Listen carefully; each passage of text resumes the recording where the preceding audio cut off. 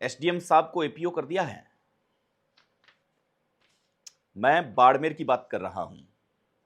आइए चलते हैं, अब आपको हम थोड़ा सा बाड़मेर घुमा लाते हैं। कल बाड़मेर में रविंद्र सिंह भाटी का तीखा रवैया देखा गया। रविंद्र सिंह भाटी को गुस्से में देखा गया। इससे पहले हनुमान बेनीवाल ने संसद के अंदर आवाज उठाई थी और इसके बाद में विधानसभा में रविंद्र सिंह भाटी ने आवाज उठाई थी।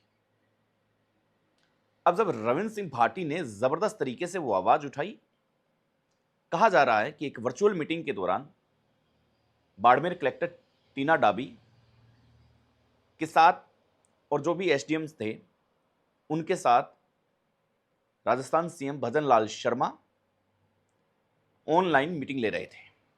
भजन लाल शर्मा ने वीडियो कॉन्फ्रेंस के जरिए ही एसडीएम साहब जैन साहब को एपीओ कर दिया है और यह कड़ा संदेश दिया है कि भविष्य में अगर ऐसी कोई वारदात पाई जाती है, लापरवाही पाई जाती है, तो फिर उस अधिकारी को बर्दाश्त नहीं किया जाएगा। अब इसके पीछे के जो कारण है, कयास है, राजनीतिक समीक्षक जो लोग हैं वो ये लगा रहे हैं कि भैया जैन साहब पे एसडीएम साहब ने बहुत अति कर ली थी, रविंद्र सिंह भाटी से पंगा लिया, ये बहुत गलत किया। रविंद्र सिंह भाटी तो लगातार अपने क्षेत्र में लड़ रहे हैं, लगातार अपने लोगों के साथ खड़े हैं, लेकिन रविंद्र सिंह भाटी ने मनिहारी गांव में दो दिन पहले प्रकरण हुआ था, उसके अंदर एक कंपनी, निजी company high tension power line दे रही है। वो लाइन इतनी खतरनाक है कि वहां के जो किसान है वो रोक नहीं रहे हैं। वहां पे बता रहे हैं कि सूत्रों के हवाले से खबर है कि एसडीएम साहब भी मौजूद थे। किसान ने मना किया, लेकिन किसान की जो धर्म पत्नी थी वो अपना आपा खो बैठी। उचित मुआवजे की मांग कर रही थी, 2 महीने की उसकी बच्ची थी, लेकिन वो पहुंची अपनी मातृभूमि को बचाने के लिए। अगर इस पे अगर आप हाई टेंशन तार लगा रहे हो, वायर लगा रहे हो, तो भाई धैर्य रखें, आप हमें हमारा उचित मुआवजा दें, इसके बाद में आप इसको ले जाएं। लेकिन सूत्रों से ज्ञात हुआ कि एसडीएम साहब के निर्देश पर उस लेडीज को बिना लेडीज कांस्टेबल के थाने में लाया गया। यह तक नहीं पूछा प्रशासन ने कि उसकी 2 महीने की बच्ची है, उसका क्या हाल होगा। लेकिन जब ये बातें रविंद्र सिंह भाटी तक पहुंचती है तो रविंद्र सिंह भाटी तुरंत फौरन थाने में पहुंच जाते हैं। जैसे ही रविंद्र सिंह भाटी एक पोस्ट करते हैं, मनिहारी गांव प्रकरण सुबह इकट्ठा हुए घेराव, वैसे ही उनके समर्थक लोग जुट जाते हैं। रविंद्र सिंह भाटी उस जगह बैठ जाते हैं, उस थाने के बाहर। आपने भी वो वीडियो देखा होगा। बहस करते हैं कि भाई तुम ये कैसे प्रशासन के नुमाइंदे हो जो तुम इतनी अनियमितता पा रहे हो।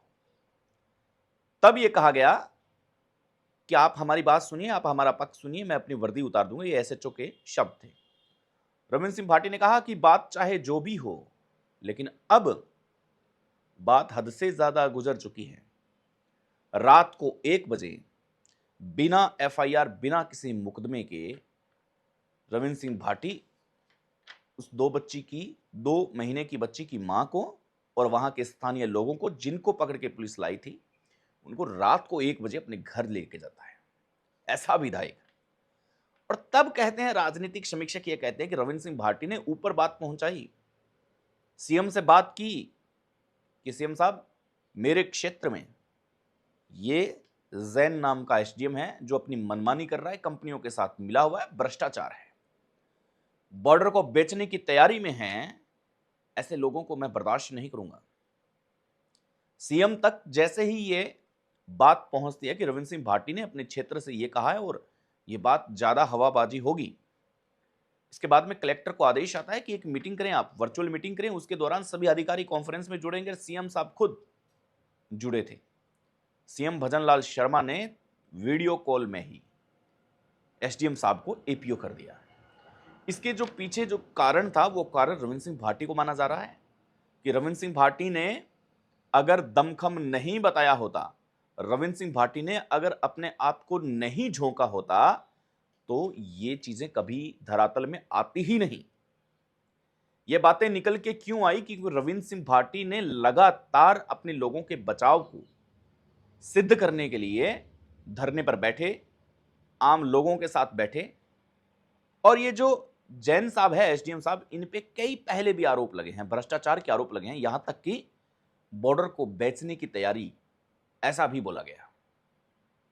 बाहर की कंपनियां बॉर्डर के इलाके पर आकर के कब्जा कर रही है, जबकि सरकार की गाइडलाइन से, सरकार की पॉलिसी है, लेकिन ये डरा धमका करके वहां से हाई टेंशन पावर तारें और बाहरी कंपनियों को स्थापित करने का एक बेजोड़ मुख्य सहारा बनता हुआ दिखाई दे रहा है। लेकिन एसडीएम साहब ने यह नहीं सोचा कि ये रविंद्र सिंह भाटी है। रविंद्र सिंह भाटी वो आवाज है जिसकी आवाज पूरे देश को सुनाई देती है।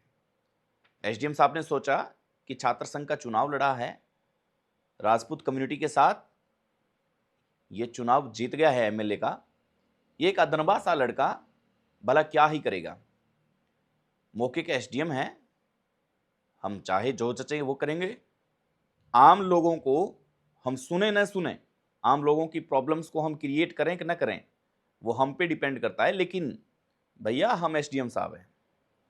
लेकिन रविंद्र सिंह भाटी ने कहा कि मैं भी रविंद्र सिंह भाटी हूं, छात्र संघ का चुनाव लड़ा हूं, टेबल पीट पीट के अपने आम की फैन फॉलोइंग बनाई, अपने लोग कमाए हैं, इसके बाद में चुनाव जीत जाता हूं एमएलए का। लेकिन चुनाव जीतने के बाद में अगर कोई पहला विधायक जो पैदल धन्यवाद यात्रा देने के लिए पहुंचा, वो रविंद्र सिंह भाटी था। रविंद्र सिंह भाटी चुनाव जीतने के बाद में अपने लोगों को यूं ही नहीं छोड़ा। कई विधायक ऐसे होते हैं चुनाव जीतने के बाद में जयपुर की गलियों में जाके आराम से ऐसो आराम की जिंदगी जीते हैं, लेकिन रविंद्र सिंह भाटी पैदल मार्च किया, आम लोगों तक पहुंचे। इसके बाद में उन्होंने लाइट की जो प्रॉब्लम्स थी वो हर एक जीएसएस में जाके, ये उनका काम भला एसडीएम साहब भूल गए थे, एसडीएम साहब को पता नहीं था। कलेक्टर टीना डाबी को भी आपने सुनते हुए देखा होगा और कहा होगा कि भाई, और एक आपको याद होगा रविंद्र सिंह भाटी ने यह कहा था कि भाई आजकल के जो प्रशासनिक अधिकारी है वो इंस्टाग्राम पर रील बनाते हैं। सूत्रों से यह खबर है कि उसके बाद में कई ऐसे प्रशासनिक अधिकारी थे जिन्होंने अपनी रील बनाना बंद कर दी थी और वो दरअसल अपनी फॉर्म में वापस लौट के आ चुके थे। ऐसे में रविंद्र सिंह भाटी का ये जलवा कल की डेट में एक जैन साहब जो एसडीएम साहब थे उनको एपीओ करवा दिया, उनको नप दिया। रविंद्र सिंह भाटी से भिड़ने का नतीजा ये हुआ कि एसडीएम साहब एपीओ हो गए हैं।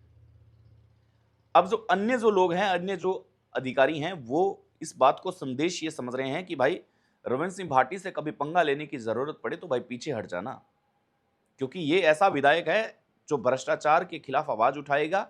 अगर किसी किसान का काम समय पर नहीं हुआ तो भी ये आवाज उठाएगा, और ऐसे में अगर इस आवाज को दबाने की कोशिश की या इस आवाज को कुचलने की कोशिश की तो फिर ये हो सकता है कि इस व्यक्ति से खार खानी पड़े और बाद में आप भी कभी एपी हो सकते हैं। ये लगातार सरकारी महकमों में उन अधिकारियों के बीच में सुगबुगाहट की एक खबर सामने आ रही है।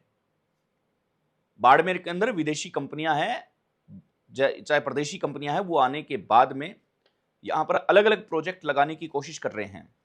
लेकिन रविंद्र सिंह भाटी का कहना है कि उचित मुआवजा दिया जाए, प्रशासनिक अधिकारी आम लोगों का सहयोग करे, क्योंकि सरकार की गाइडलाइन है, न कि उन कंपनियों से दो पैसे खा करके आप किसानों के साथ और आम जनता के साथ मिसबिहेव करेंगे, और यह कतई बर्दाश्त नहीं होगा।